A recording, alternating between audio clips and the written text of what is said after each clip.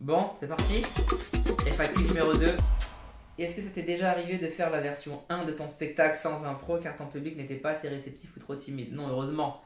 Heureusement, le public a toujours choisi le numéro 2 et Dieu merci parce que je pourrais le faire, mais qu'est-ce que ça me ferait chier.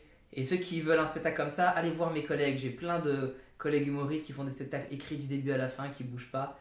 Il en faut pour tout le monde. Moi, je préfère m'amuser en impro. Est-ce que le fait d'avoir une heure devant toi pour poser ton esprit, te reposer, ne rien faire avant une action t'angoisse au point de demander à tes fans de te poser des questions?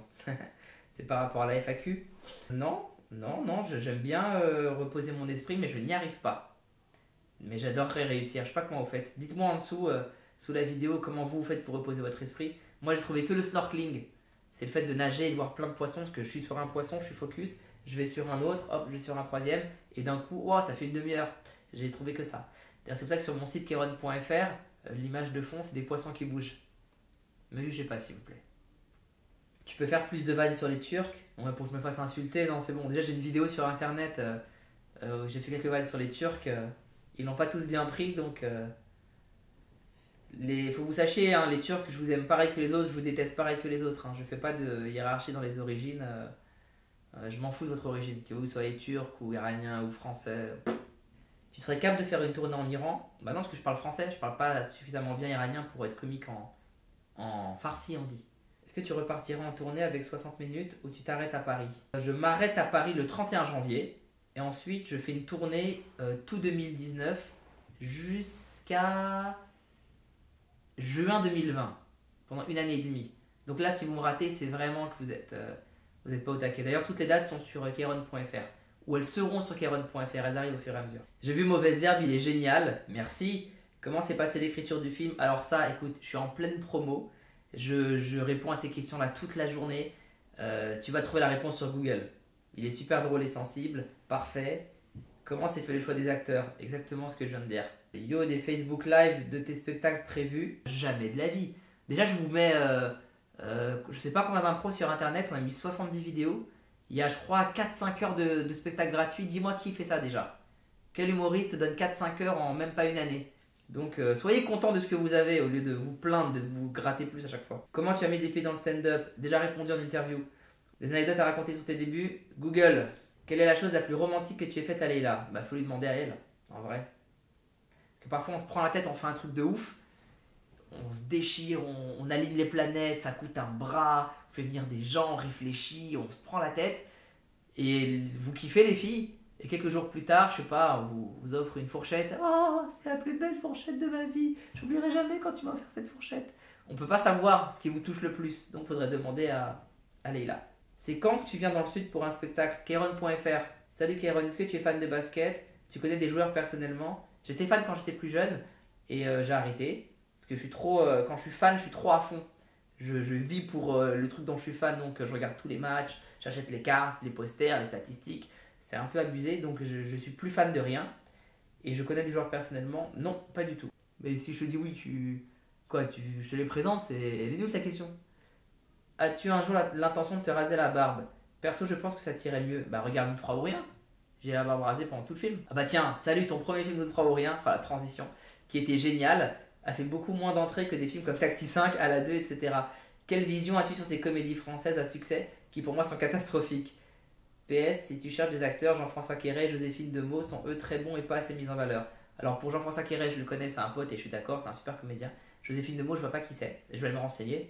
Et concernant les films comme Taxi 5 à la 2, bah en fait, très sincèrement, il en faut pour tous les goûts. Moi, je juge pas qui je suis pour dire ce cinéma-là est mieux que celui-là. Il faut que tout le monde puisse avoir accès à ce qu'il veut. Et ce qui est bien avec l'art, et surtout en France, la culture, c'est qu'il y a autant de chanteurs que de goût, autant d'humoristes que de goût, autant de films que de goût. Si des gens se reconnaissent plus dans des films comme Taxi 5 ou À la 2 et qu'ils ont envie d'y aller et de consommer ce cinéma-là, eh ben, tant mieux qu'ils le fassent. Et puis je vais vous dire un truc, dans le cinéma, quand un film marche, ça aide tout le cinéma parce que du coup, on peut derrière tenter des trucs. Si par exemple un film comme, je dis n'importe quoi, si Taxi 5 se vautre, eh ben, vous n'allez plus voir de films de voiture pendant très longtemps. Parce que les financiers vont se dire, le marché n'aime pas. Ils vont pas se dire, ça se trouve, ce film-là était merdique. Si demain vous faites un film sur les oiseaux et qui marche pas, eh ben, vous aurez plus de films sur les oiseaux. Donc moi, je me réjouis quand un film fonctionne. Que ce soit Taxi 5, À la 2 ou n'importe quel film français, Je suis pour que le cinéma français continue de fonctionner, donc, et je juge personne. Après, si tu me demandes mes goûts à moi, c'est sûr que c'est pas mon délire. Quel serait l'acteur, l'actrice de rêve avec qui tu voudrais bosser un jour? J'en ai pas, sincèrement. Il y a plein de gens avec qui j'aimerais bosser, mais j'ai pas genre le Graal, l'acteur, l'actrice. Non, ça j'ai pas. Une question que tu poses souvent lors des 60 minutes porte sur la religion. Tu l'évoques aussi inévitablement dans ton premier film. Qu'en est-il de la vision de celle-ci? Je n'aborde pas la question de la religion dans mon premier film, pas du tout. Si tu parles du gouvernement iranien, pour moi, c'est pas la religion musulmane qui représente ces gens-là. Ces gens-là sont des extrémistes qui sont fous et ils ressemblent en rien aux musulmans que moi je connais, avec qui j'ai grandi. Donc je n'ai pas parlé de religion dans mon premier film. Et si je pose la question lors des 60 minutes, je pose plein d'autres questions dans les 60 minutes, sauf qu'elle apparaît souvent sur YouTube parce qu'il y a des trucs marrants qui en sortent. Mais tant que tu viendras pas voir le spectacle, tu pourras pas réaliser que c'est 2 minutes sur 60. Pourquoi t'as pas la même voix que dans Bref, c'est chelou? Alors je n'ai jamais parlé dans Bref, les amis. Il y a un épisode où on me voit parler, mais c'est la voix de Kian. C'est dans le dernier épisode, dans Bref, lui c'est Kairon, quand il dit si tu attends, c'était quoi ce truc attaché? Tant que tu seras détaché, elle te laissera t'attacher, un truc comme ça. Mais c'est la voix de Kian en fait. Donc moi j'ai fait avec mes lèvres et on a mis la voix de Kian, donc je n'ai jamais parlé dans Bref. Donc voilà pourquoi j'ai pas la même voix dans Bref, parce que je n'ai pas de voix dans Bref. À quand une date en Belgique? Devinez ce que je vais vous dire là.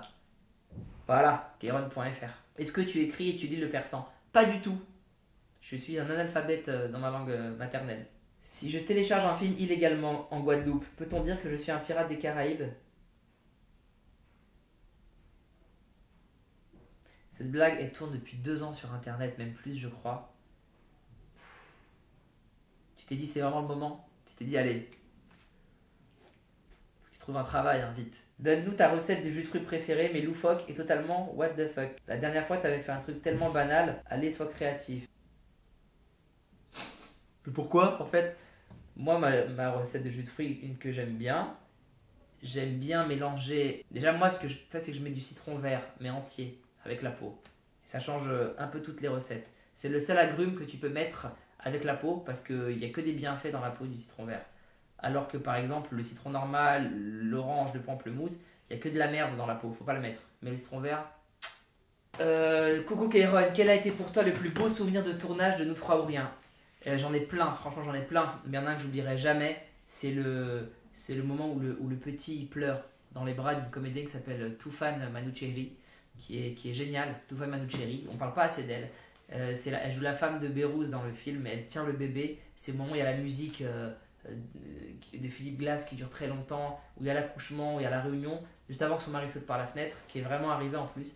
Et elle tient le bébé, elle a réussi à lui transmettre toute son angoisse, et le petit s'est mis à pleurer. Et on était tous scotchés. Toufan, elle a lâché un truc, elle nous a scotchés. C'est un des plus beaux souvenirs de Nous trois ou rien.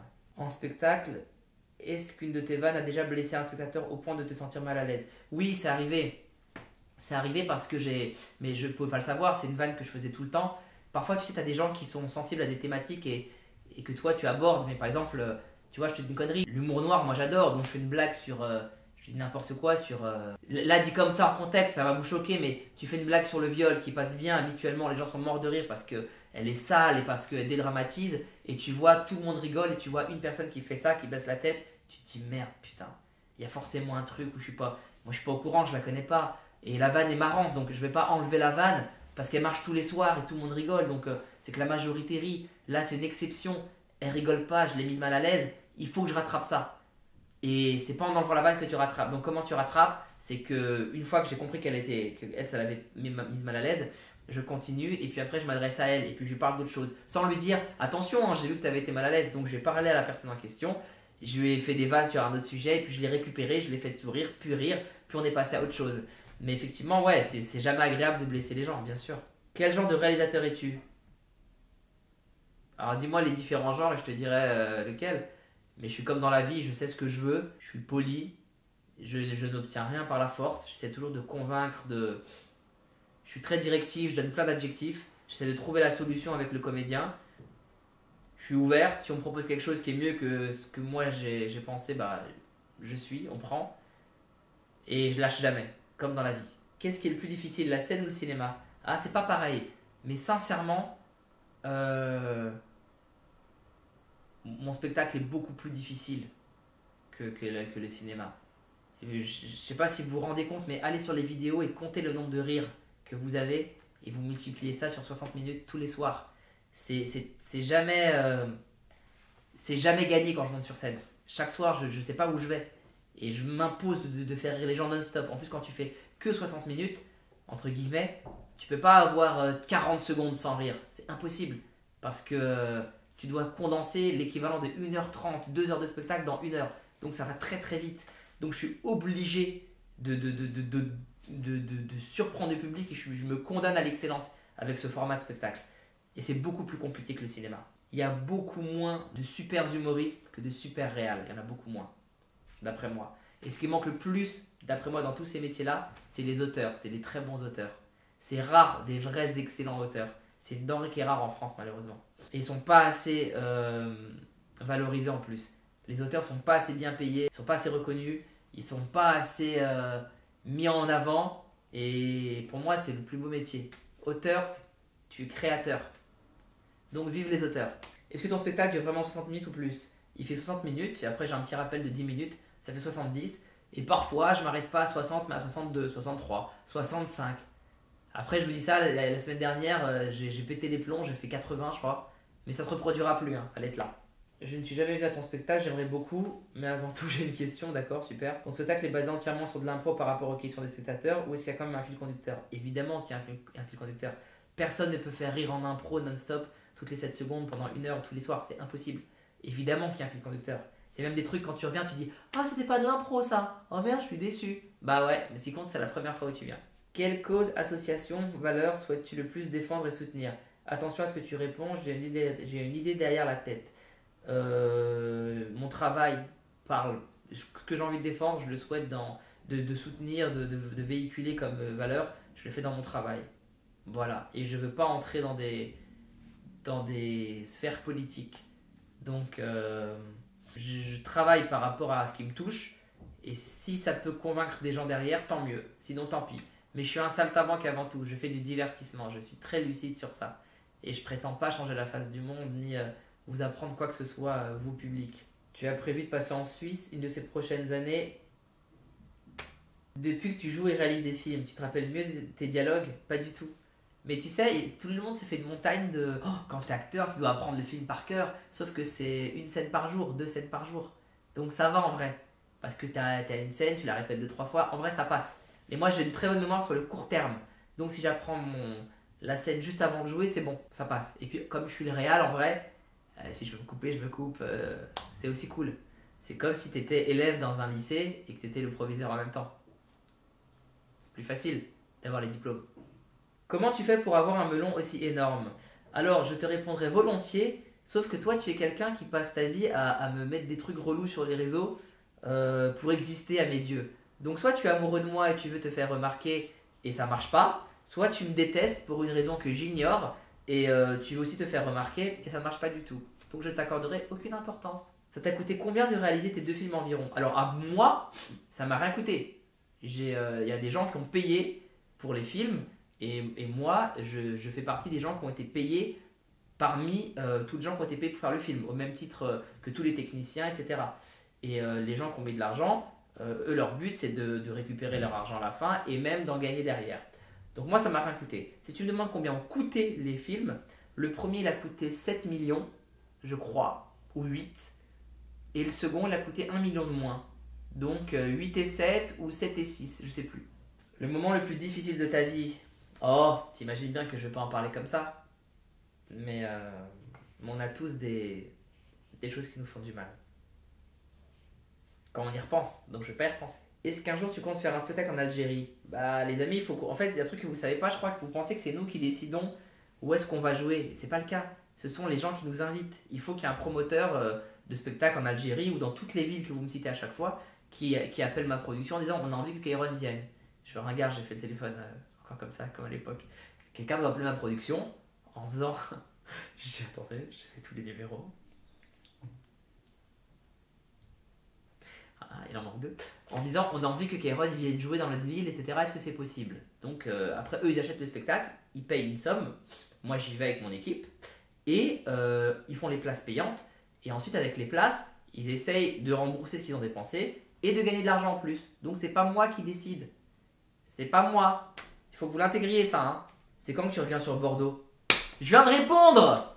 Vous n'écoutez pas. Un spectacle au Maroc. Je vais abandonner, hein, les gars, hein, sans déconner. Merci à Mamou Nesla qui a répondu. Ça n'est pas lui qui choisit, ça dépend des promoteurs qui l'invitent. Ça, on aime. Des gens qui suivent. Ça veut dire quoi, bucolique? Google. Renouvelleras-tu les questions que tu poses à ton public? Bah, pour l'instant, j'ai pas besoin. Hein. Les gens se plaignent pas. Toi, tu dois être un cum qui regarde que sur YouTube. Donc, t'as souvent les mêmes. Donc, t'es vénère. Tu dis, ah, j'ai envie de voir de la nouveauté. Paye, frère. Lâche ton oseille. Viens au spectacle. T'auras des nouveaux trucs. Comment as-tu eu l'idée de contacter Fianso et Medine pour les avoir dans ton film? Bah, j'aimais beaucoup leur travail à tous les deux. Et puis, j'avais envie d'avoir des rappeurs dans mon film pour leur donner un autre rôle que celui de keuf en civil ou dealer de drogue. Et du coup, je trouvais intéressant. Ce qu'on a fait avec eux, c'est super intéressant, ça change. Et puis, c'était un tout petit rôle pour eux. Donc, ça leur permet de mettre un pied dans le cinéma sans avoir la pression de porter un film sur leurs épaules, etc. Ça s'est super bien passé et je suis très, très content. Même question que le mois dernier quand je me suis fait engueuler d'avoir spoilé, mais que du coup, j'ai toujours pas de réponse. C'est quoi la chanson dans l'avant-dernière scène des Mauvaises Herbes? Tu sais, la scène où bip et bip se bip et que les bips arrivent et bip bip. Tu auras la réponse le 21 novembre. Je lâcherai rien sur les musiques de mon film. Vous attendrez la sortie du film pour pouvoir les écouter. Hors de question que vous les écoutiez avant et que vous vous habituez. C'est mort. Et les autres, bah, allez voir Mauvaise Herbe. Vous comprendrez de quoi ils parlent. Si on réalisait un film sur ta vie, quel acteur aimerais-tu pour jouer ton propre rôle? C'est bien ça. Bonne question, Marine. Alors, est-ce qu'il faut qu'il me ressemble ou pas? S'il faut qu'il me ressemble, je dirais DiCaprio. Mais après, le but, c'est pas qu'il me ressemble, c'est que c'est un bon acteur.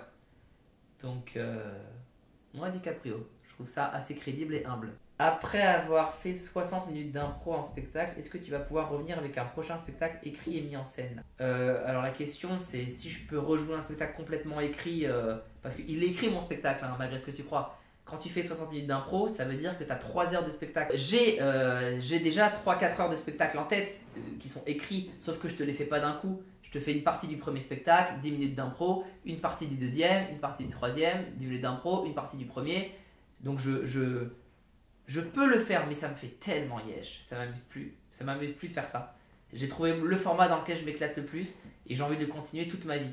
Donc c'est ce que je disais tout à l'heure. Si vous voulez aller voir un spectacle écrit et mis en scène, etc., avec un propos, j'ai plein de collègues qui le font très très bien. Allez les voir eux. Si vous voulez un spectacle dont vous êtes le héros, avec du rire en continu, même s'il n'y a pas de propos, même s'il n'y a pas de trucs intéressants, mais vous allez rire non-stop, là, faut venir me voir moi. As-tu une idée pour ton 17e film? Attends, déjà, j'ai fini le 3e. Je suis en train de voir si je peux le faire ou pas, parce qu'il coûte très très cher. Donc, je vais peut-être écrire le 4e d'abord, avant de sortir le 3e, malheureusement. Ça, c'est un scoop que je vous donne là. Je vais peut-être malheureusement devoir faire un 4e film qui sera moins cher que le 3e, pour ensuite faire le 3e. Sauf si Mauvaise Herbe fait un carton, on parle de 5 millions d'entrées, quoi, pas en dessous. On va voir, je vous tiens au courant. Mais quel est le sens de la vie? Bon sang de bonsoir. Alors je sais que c'est une vanne, mais je vais te répondre très sincèrement. Regarde un film qui s'appelle About Time. C'est un film anglais. Et je pense que tu vas avoir la réponse à ta question. Salut Kéron, on a pris des billets pour ton spectacle à Lyon le 13 février. À quelle heure doit-on arriver pour espérer avoir des bonnes places? Vous êtes sérieux les amis là? Mais qu'est-ce que j'en ai à foutre? Tu te démerdes, t'appelles la salle, t'appelles le promoteur, l'organisateur. Tu viens à l'heure écrite sur le ticket. Tu viens un peu avant, j'en sais rien moi. Tu sais que je vais arriver moi-même au dernier moment. Hein. Avec internet, vous êtes vraiment devenus une bande de flemmards les gens. Vous prenez plus la tête. Vous avez une question sur le McDo, vous écrivez à Ronald McDonald. C'est pas ça la vie. Faut vous renseigner auprès des gens adéquats pour répondre aux questions. J'aimerais beaucoup connaître tes humoristes préférés. Moi c'est Jerry Seinfeld qui m'a donné envie de faire ce métier. Voilà. Après il y en a plein que j'aime bien, mais c'est le premier. Ta vie est passionnante? Oui, je pense. Elle a un côté vraiment passionnant. Par exemple, en ce moment, c'est assez dingue de se dire regarde, je me suis levé, j'ai fait 3 interviews. Là, je suis en train de faire un truc pour vous sur Internet. Tout à l'heure, j'avais un coup de fil avec Netflix États-Unis. Là, tout à l'heure, je vais jouer mon spectacle. Hop, demain, je pars faire des avant-premières pour Mauvaise Herbe. Donc, je réponds à des questions en interview, projection. Je mange dans des super restos. Les gens me chouchoutent, après je rencontre le public, ils me posent des questions, je réponds. Non, c'est pas tout le monde qui peut vivre ça. Donc c'est extraordinaire. Et il y a des moments aussi qui sont d'une banalité sans nom, où je rentre dans ma chambre d'hôtel, je suis tout seul et je m'allonge, et je ferme les yeux et je dors. Et voilà, il y a mon père qui m'appelle pour une question sur EDF, et c'est d'une banalité sans nom. Et j'ai un travail comme tout le monde, et je vis comme tout le monde. Et voilà, donc il y a une partie de ma vie qui est incroyable et qui est unique, et l'autre partie qui est complètement banale, et les deux vont ensemble. Parce que si j'avais que des trucs incroyables, je deviendrais vite un gros connard qui se la raconte et qui... je me la raconte, mais vraiment qui se la raconte et qui appuie les pieds sur terre.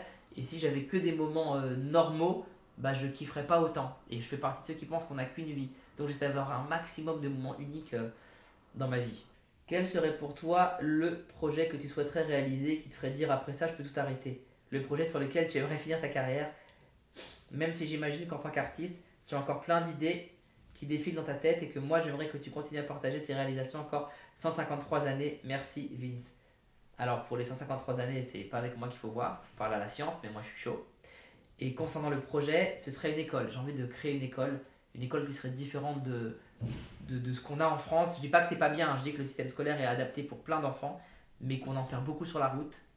Et c'est pas normal que des gens que moi je considère comme brillants n'aient pas le bac et arrêté l'école en seconde et n'aient pas trouvé leur voie à travers ces matières. Moi par exemple, j'ai un problème avec les maths, j'ai une peur maladive des maths, alors que je suis très très mathématique en vrai. Dans ma manière de travailler, de raisonner, je suis très logique, je suis très cartésien. J'adore les échecs, donc il y a un moment donné, le jeu je parle, hein, pas le fait d'échouer, il y a vraiment un truc de mathématiques en moi, et pourtant je déteste les maths, et je sais que c'est à cause de l'école, enfin c'est à cause, c'est pas facile de dire c'est à cause d'eux, mais voilà, ils m'ont perdu, et j'aimerais une école, j'aimerais créer une école en basant sur plein de méthodes qu'on a vues à droite à gauche. Par exemple il y a une méthode en Iran qui est incroyable, ils t'apprennent une seule matière pendant 3 mois, tu fais que de la biologie pendant 3 mois. À la fin des 3 mois, tu es surpuissant en biologie. Tu n'as rien fait d'autre. Et après, tu passes au français. Ce qui est intéressant dans cette méthode, c'est que tu ne peux pas continuer à avoir des lacunes. On a vu des élèves, on en a plein, qui arrivent en 5e et qui sont illettrés. En vrai, ils ne savent pas écrire, ils ne savent pas lire. Ils ont réussi à passer entre les mailles du filet parce qu'il y a 30 élèves et que les profs n'ont pas eu le temps, n'ont pas vu, n'ont pas compris que le petit ne savait pas lire. Et bien, si tu ne sais pas lire, tu as français pendant 3 mois et qu'au bout de 2 jours, tu ne sais pas lire, crois-moi que le 3e jour, le prof va s'en rendre compte. Et donc avec ce système, tu apprends vraiment en profondeur une matière. C'est pas mal d'avoir le choix entre 10 matières et de se dire cette année, j'en choisis que 4. Français, histoire, géo, éducation civique par exemple. Ou au contraire maths, physique, biologie, chimie. Et à la fin de l'année, tu es un tueur et après tu passes aux autres. J'aime bien cette méthode. La méthode des Scandinaves est très intéressante aussi. Les Scandinaves, ils sont très en avance sur nous. Il y a des écoles où ils ne donnent pas de notes. Ils te disent par exemple, c'est par rapport aux élèves, chacun a son système de notation. Et ça a un sens différent en fonction de tes capacités. Les Allemands aussi, les Allemands ce qu'ils font c'est qu'ils mettent toutes les activités cérébrales le matin et l'après-midi c'est le sport, c'est la musique, c'est autre chose. Et du coup ils ont moins de vacances que nous parce que leurs journées sont moins longues. C'est aussi notre méthode. Il y a plein de méthodes comme ça qu'on peut prendre à droite à gauche pour créer une école hybride, un truc qui serait différent et qui serait... je pense une alternative en tout cas. Quel est le fan qui t'a le plus surpris en spectacle? Non mais écoutez-moi bien, vraiment je dis ça en toute humilité, j'ai le meilleur public de France. Je le dis haut et fort et les vidéos en témoignent. J'ai un public ouvert d'esprit. Ils savent qu'ils viennent voir de l'impro, ils savent qu'ils vont être au cœur du truc. Ils savent qu'ils vont peut-être se faire chambrer. C'est pas grave, ils sont là, ils sourient, ils sont contents. J'ai un public qui paye. C'est pas tous les humoristes qui ont un public qui paye. J'ai un public qui se mélange. J'ai un public qui paye assez cher les places de spectacle et je laisse et ils ne choisissent pas où ils s'asseyent. C'est les premiers qui arrivent qui sont récompensés. Vous vous rendez pas compte, c'est rarissime. J'ai un public complètement... j'ai plus le terme. J'ai des enfants, j'ai des yeuves, tellement yeuves. J'ai des gens au middle, j'ai toutes les classes sociales, j'ai toutes les ethnies, j'ai toutes les religions. J'ai un public qui déchire et j'ai chaque soir droit à des trucs de ouf. La dernière qui m'a choqué, c'est une vidéo sur une demoiselle qui s'appelle Virginie, que vous allez voir bientôt sur la chaîne YouTube. Je ne vous dis rien dessus, mais si vous regardez bien, vous voyez que je n'étais pas prêt, je n'étais pas préparé à ce qui allait arriver. Et de façon générale, regardez les vidéos de la chaîne, vous allez voir, j'ai un public extraordinaire. Ils se livrent, ils se donnent, ils sont là, ils sont humbles, ils sont empathiques, Franchement, je vais pas le dire souvent parce que je veux pas être un artiste qui vous a avec la passion. Ah oui, merci, c'est grâce à vous, je vous aime. Nan. Mais mon public, qu'est-ce que vous déchirez. Vous embellissez ma vie, vous savez pas à quel point. T'aimes bien ta voix? Bah, j'ai pas le choix, je suis coincé avec donc je me force à l'aimer. Là, je suis en. Je la déteste, d'accord? Avec quel comédien, humoriste, réalisateur aimerais-tu écrire un film? Bah, c'est marrant que t'en parles, parce qu'en ce moment, on parlait récemment avec un comédien, humoriste, réalisateur d'écrire un film, on serait tous les deux dedans. Donc, je vous dis pas son nom, mais vous l'aimez beaucoup. Le thème de ton prochain projet, tu vas attendre. Ton rappeur français préféré? Putain, je suis enrhumé. Ton rappeur français préféré? Il y en a plein que j'aime bien. Et j'ai vu ton passage dans Burger Quiz, j'ai kiffé, ça doit être trop bien de faire une émission avec Alain Chabat. Il a tellement bon humour, passe-lui le salut de ma part, s'il te plaît, je l'adore. Donc toi, tu penses que je vais voir Alain, je vais faire, au fait, t'as le bonjour de Thomanet 201. Et Alain va faire, ah, j'en mets, ok. T'as pas su mon bonjour aussi. Après, je vais rentrer, je vais le chercher sur internet, et je vais dire, il te passe le bonjour. Thomanet, enfin. Faut vivre dans la vraie vie maintenant, hein. Faut sortir un peu, faut rencontrer des gens, hein. Faut essayer plein de trucs. Quel est ton film préféré? Genre celui que tu peux voir 15 000 fois et dont tu ne te lasses jamais, même si tu connais toutes les répliques et toutes les scènes. Forrest Gump, Starbuck, Intouchable, Love Actually. Comment as-tu l'idée de faire de l'impro? Google. C'est bien de répondre à des questions. C'est génial comme tu le vois. Je m'amuse beaucoup. Dans le système judiciaire américain, est-ce que les crimes sexuels sont considérés comme particulièrement monstrueux? Dang dang. Est-ce que tu accepterais de rencontrer quelqu'un pour un projet pro, même si cette personne n'est pas, disons, connue, ou en tout cas n'a pas de lien avec le milieu du cinéma? S'il y avait qu'une seule personne comme ça, évidemment, sauf que quand tu reçois 10 messages par jour de gens qui ne sont pas connus et qui disent hey, j'ai vu ton film, moi aussi j'ai une histoire de ouf, je peux t'en parler? Là, tu te dis que malheureusement, il n'y a que 24 heures dans la journée et que tu peux pas rencontrer les gens et que du coup, non, je peux plus rencontrer. Un film avec des acteurs du quotidien, zéro acteur pro, ce serait possible selon toi? Oui, ça a déjà été fait, il y a plein de gens qui l'ont fait. Après, moi, ça m'intéresse pas parce que moi, quand j'écris, c'est souvent comique. Et pour jouer des choses comiques, il faut avoir un tempo comique, donc il faut savoir jouer un peu. Donc, me concernant, ça m'intéresse pas. Mais ça a déjà été fait, bien sûr. Il y a des très bons films comme ça. Je crois que dans Jurassic Park, c'est que des vrais dinosaures. Il n'y a pas du tout d'acteurs dinosaures. C'est que des vrais dinosaures du quotidien qui ont joué leur propre rôle. Après, il y avait les dresseurs, évidemment, parce que bon, il y a toute une logistique, mais ça existe. Qu'est-ce que tu penses de la théorie de la gravitation quantique à boucle? Bah moi je trouve que c'est génial, je trouve que c'est très très bien, imagine je te dis un vrai truc, ouais écoute, je te dis une vraie théorie qui claque et tout qui montre que je m'y connais. Mais non, évidemment que je ne m'y connais pas. Et pour ou contre le modèle Janus? Complètement pour. Le modèle Janus, ça... Moi perso ça a changé ma vie. Je sais pas vous, mais le modèle Janus... Quand ce modèle est sorti, on s'est même demandé comment on faisait avant. Quand on n'avait pas le modèle Janus. Il y a moins d'avoir des places pour mauvaises herbes, s'il te plaît. Évidemment, tu vas consommer comme tout le monde. Hein. Tu crois que j'ai fait le film pour que tu y ailles gratuitement? Non, on a travaillé, il y a des gens qui ont mis de l'argent. Et ces gens-là doivent récupérer leur argent et moi j'ai envie de pouvoir faire d'autres films. Donc en allant payer ta place, tu nous pousses à te redonner des choses que tu aimes. Donc arrête avec la gratuité. Fonce, paye. Quand est-ce que tu fais ton coming out d'elfe du 93? Parce que sérieusement, tu nous viens de Fontcombe et non d'Iran. Alors si tu parles par rapport aux oreilles, c'est pas très sympa, mais marrant.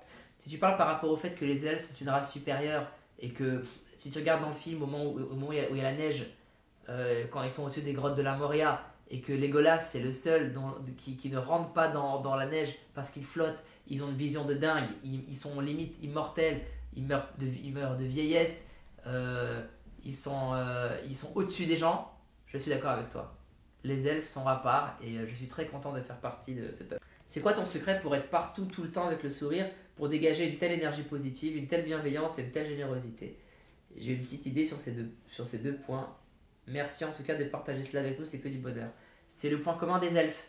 Ça devient la naissance. On est comme ça, on a appris à tuer des gens de loin et à être sympa avec eux quand même. Donc on leur fait coucou et on leur met une bastos dans la vie. Voilà. Salut Kairon, de quel style sera ton prochain film? Ce sera une surprise. Encore bravo pour tes deux premières merveilles. PS, oui, c'est toi sur ma photo de profil.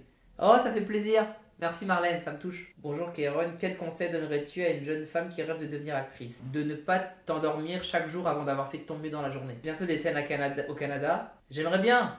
Merci Kéron et bonne continuation, tu fais du bien à l'humour français. J'adore le Canada, j'ai joué qu'à Montréal, je suis venu 2 étés mais j'ai tellement kiffé et le public est charmé. Franchement, le public de Montréal, ce que j'ai vu moi c'était incroyable. Sais-tu qu'un Kéron dans le sud de la France est un parpaing? ce qui pour toi est antinomique si l'on considère la subtilité de ton humour et sa légèreté. Mais tu as raison, Alain. Mais je suis d'accord pour être un parpaing. Ça ne me dérange pas. Tant que je suis pas une escalope, c'est le seul objet, truc que j'aimerais pas être. Une escalope, je trouve que c'est très vulgaire comme mouvement, j'aime pas du tout ça. Mais un parpaing, je prends. C'est dur, c'est solide, ça reste. Et puis un lien avec le Portugal. J'adore ce peuple, ça me va. Sais-tu qu'en Bretagne, ton nom s'écrit Kéron? Non, je ne savais pas. Mais merci pour cette information, Christophe. Tu as égayé ma journée. Ça en est où le rap? Eh les amis, le rap c'est une vanne, arrêtez de me... Vous n'y avez pas cru quand même.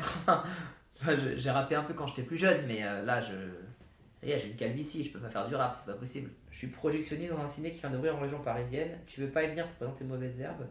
Ça aiderait en plus le ciné à décoller de ta voix. Bah faut appeler Mars Film, et si je peux venir, je viens. C'était la dernière question de ce FAQ numéro 2.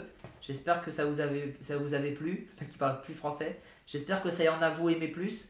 J'espère que ça vous a plu, vous avez aimé. Alors je vais faire comme les youtubeurs, je me dégoûte de faire ça. Mettez un max de pouces bleus, c'est important. Ça fait vivre la chaîne, ça ramène des gens, etc. Et comme ça, si vous avez aimé, si la vidéo a du succès, je referai un FAQ 3 dans quelques temps. Et les gars, ça me prend énormément de temps de lire les questions. Là, ça fait 2 heures que je fais ça. Hein. Parce qu'après, on sélectionne tout, mais on met pas tout, on coupe. Mais il y a 2 heures de réponse. Donc, rendez-le moi en pouce bleu, en like, en commentaire, tout ça. Et comme ça, j'en ferai d'autres. Voilà. Salut les zouzous. Maintenant, je vais au spectacle. Amusez-vous bien.